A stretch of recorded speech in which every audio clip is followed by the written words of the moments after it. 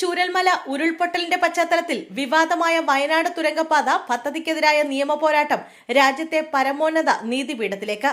പദ്ധതിക്ക് കേന്ദ്ര സർക്കാർ നൽകിയ പരിസ്ഥിതി അനുമതി റദ്ദാക്കണമെന്നാവശ്യപ്പെട്ട് വയനാട് പ്രകൃതി സംരക്ഷണ സമിതിയാണ് സുപ്രീം കോടതിയെ സമീപിച്ചത്. 2018, 19, 24 എന്നീ വർഷങ്ങളിൽ മണ്ണിടിച്ചിലും ഉരുൾപൊട്ടലും ഉണ്ടായ പ്രദേശത്താണ് തുരങ്ക നിർമ്മാണം നടക്കുന്നത്. മുണ്ടക്കൈ, ചൂരൽമല ഗ്രാമങ്ങൾക്ക് സമീപത്തുകൂടെയാണ് ഈ തുരങ്കപാത കടന്നുപോകുന്നത്. നടപടിക്രമങ്ങൾ പാലിക്കാതെയാണ് പദ്ധതിക്കുള്ള പരിസ്ഥിതി അനുമതി നൽകിയതെന്നും ഹർജിയിൽ ചൂണ്ടിക്കാട്ടിയിട്ടുണ്ട്.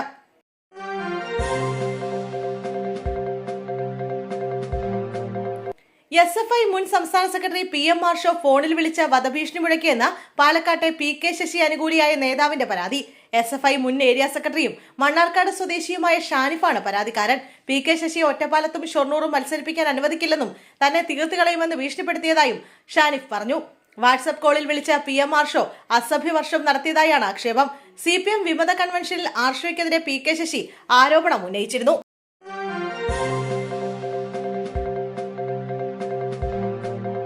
പേയ്മെന്റ് സീറ്റ് ആരോപണം ഉന്നയിച്ചതിന് പിന്നാലെ നാട്ടിക MLAയും CPI നാട്ടിക മണ്ഡലം കമ്മിറ്റി അംഗവുമായ CC മുകുന്ദനെ പാർട്ടിയിൽ നിന്ന് പുറത്താക്കി.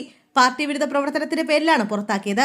CPI നാട്ടിക മണ്ഡലം കമ്മിറ്റി തന്നെയാണ് വാർത്താക്കുറിപ്പിലൂടെ ഇക്കാര്യം അറിയിച്ചത്. മുകുന്ദൻ നിരന്തരമായി പാർട്ടി അച്ചടക്കം ലംഘിച്ചുകൊണ്ട് പാർട്ടി വിരുദ്ധമായ പ്രവർത്തനങ്ങൾ നടത്തിവരികയാണ് എന്നാണ് ആരോപണം.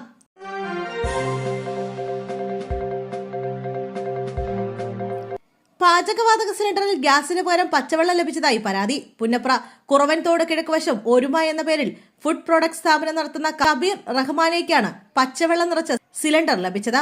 കഴിഞ്ഞ ദിവസം സ്ഥാപനത്തിൽ ഈ സിലിണ്ടർ ഉപയോഗിച്ച് ചപ്പാത്തി ഉണ്ടാക്കുന്നതിനിടയിൽ അടുപ്പ് തനിയെ കെട്ടുപോവുകയായിരുന്നു. തുടർന്ന് പരിശോധിച്ചപ്പോഴാണ് സിലിണ്ടറിൽ പച്ചവെള്ളമാണെന്ന് കണ്ടെത്തിയത്. ആലപ്പുഴയിലെ ഇന്ത്യൻ ഓയിൽ കോർപ്പറേഷൻ ഏജൻസിയിൽ നിന്നാണ് സിലിണ്ടർ വാങ്ങിയത്. സിലിണ്ടറിൽ വെള്ളമാണെന്ന് പരാതിപ്പെട്ടപ്പോൾ തങ്ങൾക്കൊന്നും ചെയ്യാൻ കഴിയില്ലെന്ന് ഏജൻസി അധികൃതർ കൈമലർത്തുകയായിരുന്നുവെന്ന് കടയുടമ പറഞ്ഞു.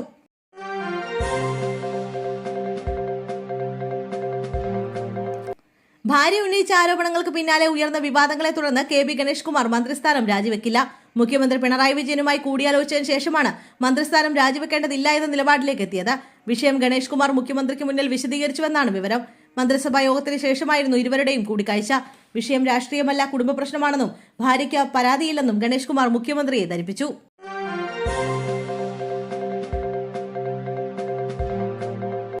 കൊച്ചിയിൽ നടിയെ ആക്രമിച്ച കേസിൽ വിചാരണ കോടതി വിധിക്കെതിരായ സംസ്ഥാന സർക്കാരിന്റെ അപ്പീൽ ഹൈക്കോടതി ഫയലിൽ സ്വീകരിച്ചു. നടൻ ദിലീപ് ഉൾപ്പെടെയുള്ള പ്രതികൾക്ക് ഹൈക്കോടതി നോട്ടീസ് അയച്ചു. ഹൈക്കോടതി ഡിവിഷൻ ബെഞ്ചിന്റേതാണ് നടപടി. കേസിലെ പ്രതിയായിരുന്ന ദിലീപ് ഉൾപ്പെടെയുള്ളവരെ വെറുതെ വിട്ട എറണാകുളം പ്രിൻസിപ്പൽ സെഷൻസ് കോടതിയുടെ വിധി റദ്ദാക്കണമെന്നും പൾസർ സുനി ഉൾപ്പെടെയുള്ള കുറ്റവാളികളുടെ ശിക്ഷ വർദ്ധിപ്പിക്കണമെന്നും ആവശ്യപ്പെട്ടാണ് പ്രോസിക്യൂഷൻ ഹൈക്കോടതിയെ സമീപിച്ചത്. വിചാരണ കോടതിയുടെ ഗുരുതര വീഴ്ചകൾ ചൂണ്ടിക്കാണിച്ചുള്ള 300 പേജുള്ള അപ്പീലിലാണ് ഹൈക്കോടതിയുടെ നിർണായക നീക്കം.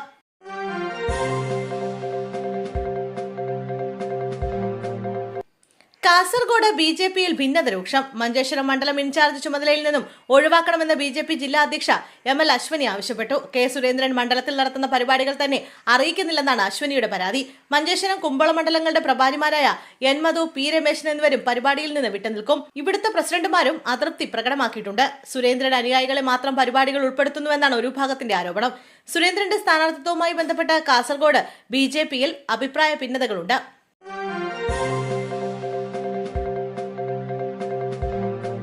നിയമസഭാ തെരഞ്ഞെടുപ്പിൽ തിരുവനന്തപുരത്ത് സൂപ്പർ പോരാട്ടം നടത്തുന്ന നേമം മണ്ഡലത്തിൽ അപ്രതീക്ഷിത സ്ഥാനാർത്ഥി അവതരിപ്പിക്കാൻ കോൺഗ്രസ് നീക്കം. KSU നേതാവും തിരുവനന്തപുരം കോർപ്പറേഷൻ കൌൺസിലറുമായ വൈഷ്ണ സുരേഷിനെയാണ് കോൺഗ്രസ് ഏറ്റവും ഒടുവിൽ പരിഗണിക്കുന്നത്. നിലവിൽ തിരുവനന്തപുരം കോർപ്പറേഷനിൽ മുട്ട വാർഡിൽ നിന്നുള്ള കൌൺസിലറാണ് വൈഷ്ണ. കോർപ്പറേഷൻ തെരഞ്ഞെടുപ്പിൽ വൈഷ്ണയുടെ സ്ഥാനാർത്ഥിത്വത്തിനെതിരെ CPM രംഗത്ത് വന്നത് ഏറെ വിവാദമായിരുന്നു.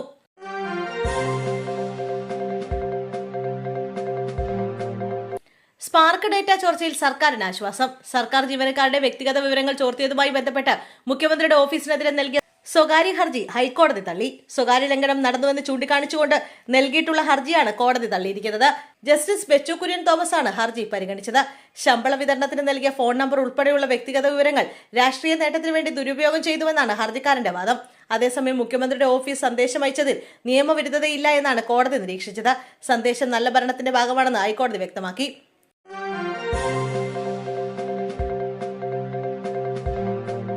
നിയമസഭാ തെരഞ്ഞെടുപ്പിന് മുന്നോടിയായി വോട്ടർ പട്ടികയിൽ പേര് ചേർക്കാൻ അവസരം.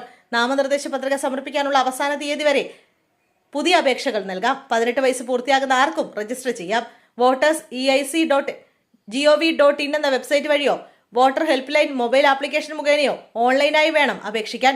വെബ്സൈറ്റിലെ ന്യൂ വോട്ടർ രജിസ്ട്രേഷൻ ലിങ്കിൽ പ്രവേശിച്ച് ഫോം 6 പൂരിപ്പിക്കണം. പ്രവാസി വോട്ടർമാർക്ക് ഫോം 6A ഉണ്ട്. അർഹരായ മുഴുവൻ ആളുകളുടെയും വോട്ടവകാശം വിനിയോഗിക്കാൻ പട്ടികയിൽ പേര് ഉറപ്പാക്കണമെന്ന് മുഖ്യ തെരഞ്ഞെടുപ്പ് ഓഫീസർ അറിയിച്ചു.